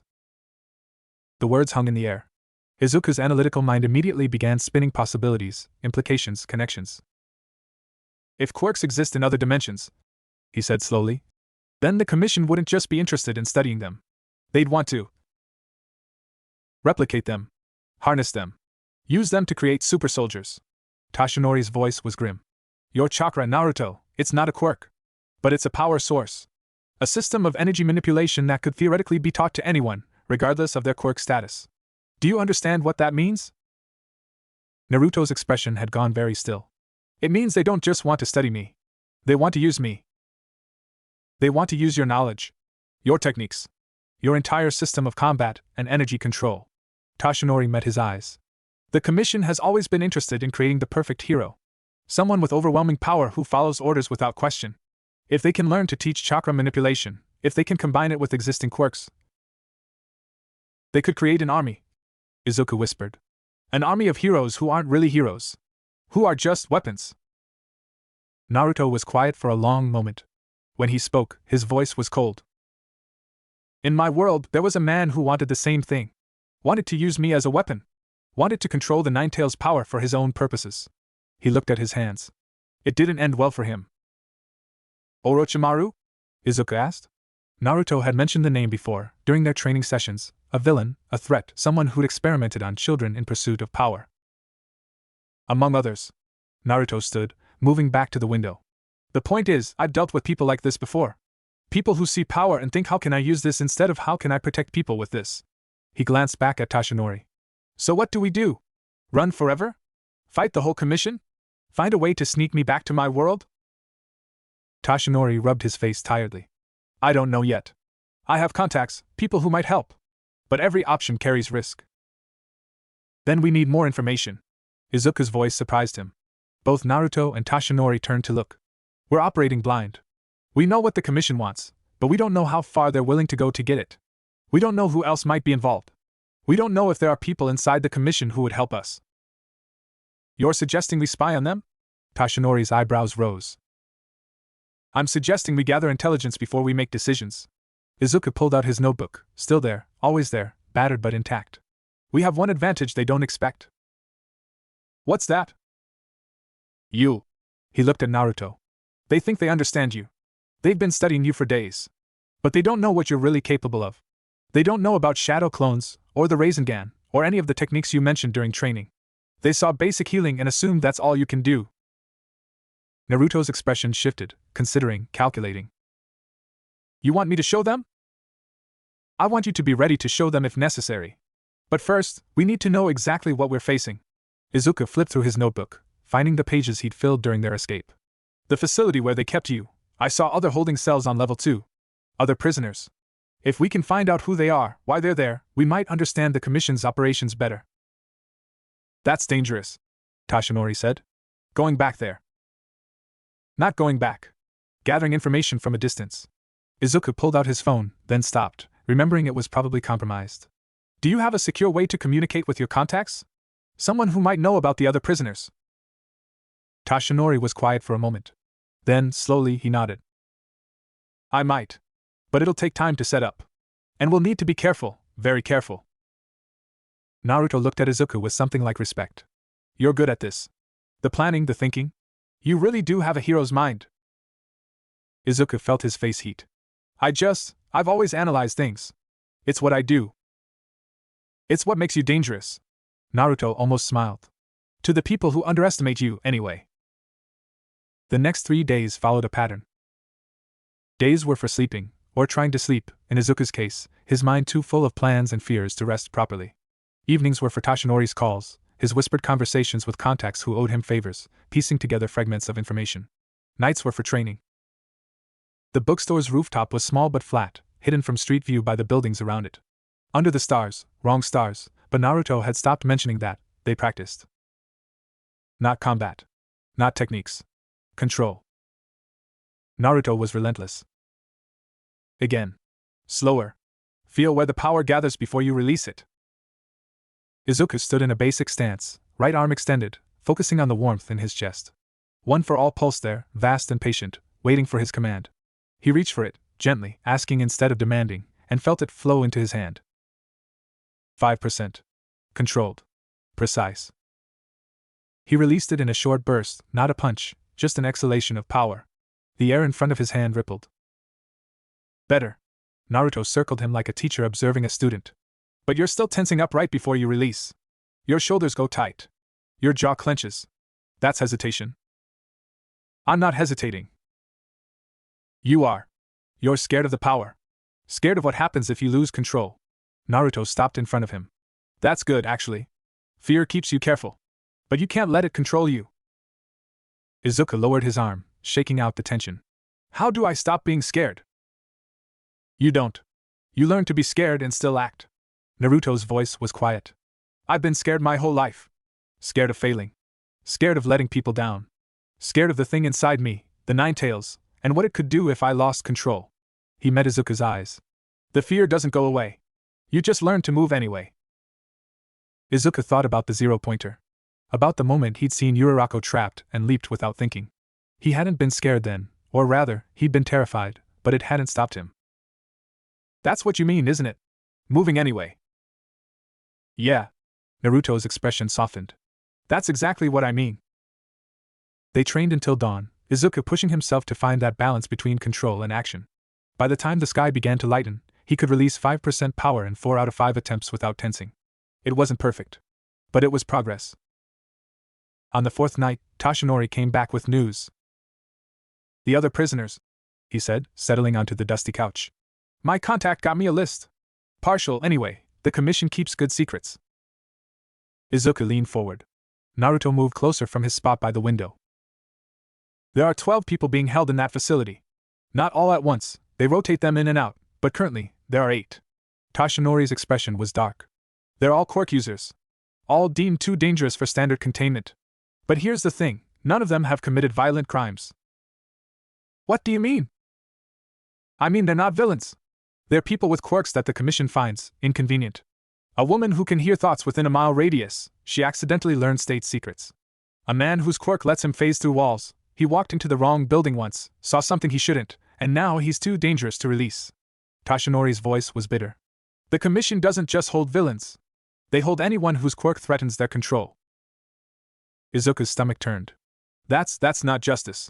That's not how heroes are supposed to. Heroes don't run the commission. Bureaucrats do. Naruto's voice was flat. I've seen this before. People in power, afraid of losing that power, locking up anyone who might threaten them. He looked at Toshinori. What about the ones who rotate out? Where do they go? Toshinori hesitated. I don't know. My contact couldn't find that information. But she has theories. Bad ones? Very bad. Silence settled over the room. Izuku thought about the faces he'd seen through those small windows, the man staring at nothing, the woman curled on her bed, the teenager who couldn't have been much older than him. They weren't villains. They were just people. People with powers the commission didn't understand or trust. Just like Naruto. We have to help them, Izuku said. Both Naruto and Toshinori looked at him. We have to, he repeated. We can't just leave them there. If we have the power to do something, if we have information, then we have a responsibility. Naruto was quiet for a long moment. Then, slowly, he nodded. He's right. Toshinori rubbed his face tiredly. I know he's right. But we're 3 people, one of whom is a wanted fugitive, one of whom is a 16-year-old with minimal combat training, and one of whom is a skeleton held together by willpower and stubbornness. We can't take on the entire commission. Not all at once, Izuku agreed. But maybe we don't have to. Maybe we just need to start. Start how? Izuku pulled out his notebook, flipping to a fresh page. His mind was already spinning, connecting dots, finding patterns.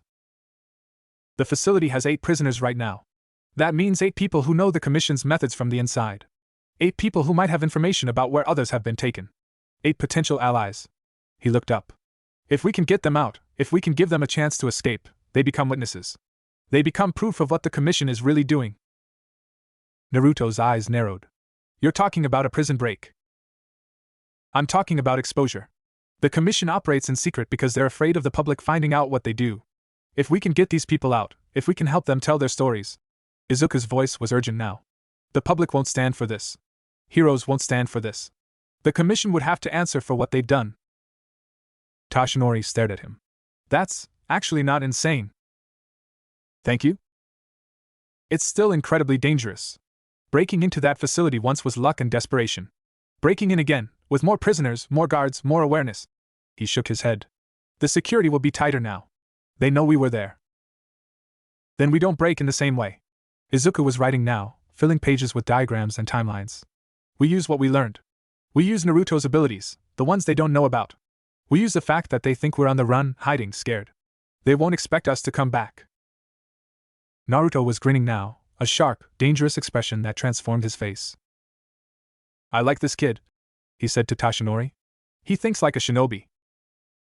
Toshinori looked between them, exhaustion warring with reluctant admiration. Finally, he sighed. All right. Tell me your plan. The plan took shape over the next 2 days. Izuku drew diagrams, calculated timelines, accounted for variables. Naruto contributed knowledge of infiltration techniques, shadow clones for distraction, transformation jutsu for disguise, the basics of moving unseen. Toshinori provided intelligence from his contacts, guard rotations, security updates, the location of every prisoner in the facility. It was audacious. It was dangerous. It was probably insane. It was also the only chance those prisoners had. On the 3rd night, they were ready. Izuku stood on the rooftop, looking at the stars. Naruto appeared beside him, silent as always. Nervous? Yes. Good. Means you're not stupid. Naruto leaned against the low wall, following Izuku's gaze. In my world we have a saying. Well, Jiraiya had a saying. A shinobi who isn't nervous is a shinobi who's about to die. That's comforting? It's not supposed to be comforting. It's supposed to be true. Naruto was quiet for a moment. You don't have to come, you know. The infiltration part, I can do that alone. Shadow clones make it easier. You could wait here, be ready for extraction. Izuku shook his head. No. I'm coming. Why? You're not trained for this. You don't have experience. You could die. I know. Izuku met his eyes. But those prisoners, they've been alone. Scared. Forgotten. Someone has to show them that someone cares. Someone has to look them in the eyes and say you're not alone anymore. He swallowed. I know what that feels like. Being alone. Being forgotten. If I can help even one person not feel that way, it's worth the risk. Naruto studied him for a long moment. Then, quietly, he said, You really are going to be a great hero someday. Izuku didn't know what to say to that. Come on. Naruto pushed off from the wall. Time to move. The facility looked different at night. The floodlights still swept their patterns. The guards still walked their rounds. But now Izuku knew what to look for, the subtle signs of heightened security, the places where cameras had been added, the new checkpoints that hadn't existed during his first visit. They approached from a different angle this time. Naruto led, moving with a grace that seemed almost supernatural, finding shadows within shadows. Izuku followed, heart pounding, trusting the path Naruto chose. At the fence, Naruto paused. Security's different. They've added sensors, pressure, probably, or motion.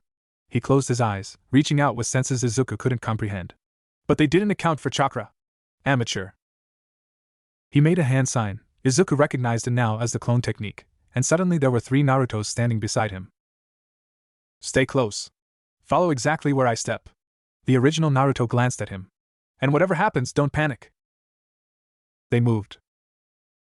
The clones went first, testing the ground, finding paths that didn't trigger sensors. Izuku followed the original, placing his feet exactly where Naruto placed his, trusting the guidance completely. It felt like a dance, impossibly precise, terrifyingly exposed. They reached the maintenance entrance without incident. The lock was different now, newer, more complex. Naruto studied it for a moment, then made another hand sign. Wind style, gentle breeze. A whisper of air moved from his fingers, slipping into the lock's mechanisms, feeling rather than forcing. There was a soft click, and the door swung open. After you, Naruto whispered. Inside, the facility was quieter than Izuku remembered. The alarms from their escape had been silenced. The guards were back to their routines. But there was a tension in the air, a sense of heightened alert that made every shadow feel threatening. They moved through level 1 quickly. Level 2 was their target, the prisoner cells. Naruto's clones fanned out, checking corners, watching for patrols. At the first cell, Izuku paused. Through the small window, he saw a woman, maybe 30, with tired eyes and unkempt hair. She sat on her bed, staring at nothing, like she'd given up on hope entirely. "Ma'am," Izuku whispered through the door. "Ma'am, we're here to help." Her head snapped up. Eyes wide, disbelieving. "Who?" "No time for questions. Can you walk?" She was at the door in seconds. Naruto appeared beside Izuku, studying the lock. "Electronic. Same as the control room." He looked at Izuku. "Can you do that override thing again?" Izuku pulled out the small device Tashinori had given him, a portable codebreaker, designed for exactly this situation. He pressed it to the lock, watched the lights flash, heard the click of the bolt retracting. The door swung open. The woman stared at them like they were ghosts. "You're really here," she whispered. "You're really—" "More coming," Naruto said. "Follow us. Stay quiet." They moved to the next cell, and the next, and the next. Each time, the same reaction: disbelief, hope, tears. Each time, Izuku felt something shift inside him. These weren't prisoners. These were people. People who'd been locked away for no crime other than being born with powers the Commission feared.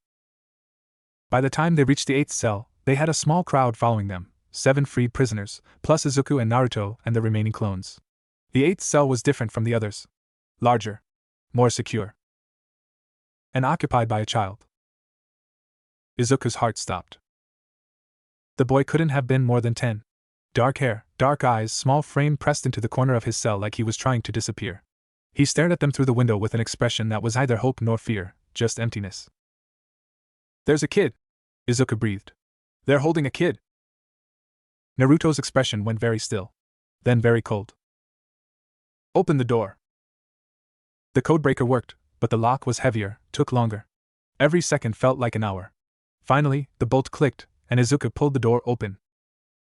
The boy didn't move. "Hey." Izuku crouched at the entrance, keeping his voice soft. "Hey, it's okay. We're not going to hurt you.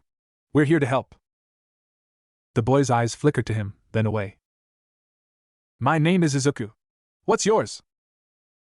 Silence. "You don't have to tell me if you don't want to.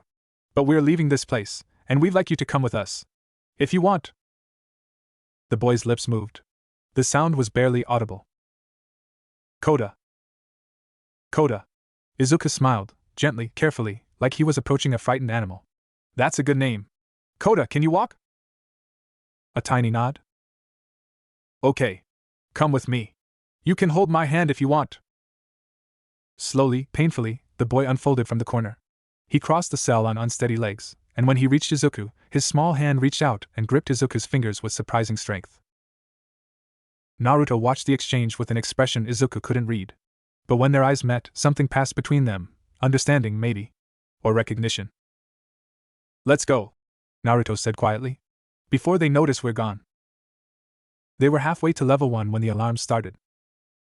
Red lights flashed. Sirens wailed.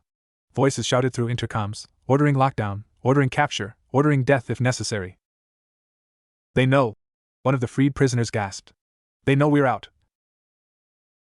"Everyone stay calm." Naruto's voice cut through the panic. "Clones, front and back. Protect the group. Midoriya, keep the kid close." Izuku pulled Koda closer, feeling the boy's small body tremble against his side. They moved faster now, no longer trying to be quiet. The clones led the way, engaging guards as they appeared, buying precious seconds. Naruto's real body stayed with the group, hands constantly forming signs, wind and light flickering around him. A guard appeared ahead, weapon raised. A clone intercepted, took the hit, dispersed in a puff of smoke. Another guard. Another clone. They reached the maintenance entrance. The door was sealed. New protocol, emergency lockdown. Can you open it? Naruto asked. Izuku pressed the codebreaker to the lock. Lights flashed. Nothing happened. It's not working. The lockdown's overridden the system. Move. Naruto stepped forward, hands forming a sign Izuku had never seen. Chakra gathered around him, visibly now, a swirling mass of blue energy. Rasengan. The spinning sphere of chakra appeared in his hand, small but impossibly dense. He pressed it against the door, and metal screamed. The door crumpled like paper. Go. Now. They poured through the opening, into the night, into the cold air, into freedom. Behind them, alarms still wailed. Ahead, the tree line beckoned. They ran. The safe house wasn't safe anymore. They all knew it the moment they arrived: 8 freed prisoners, 1 traumatized child, 2 fugitives, and 1 skeletal hero who looked at the crowd and saw exactly how much danger they were all in. We can't stay here, Tashinori said. Too many people. Too easy to track.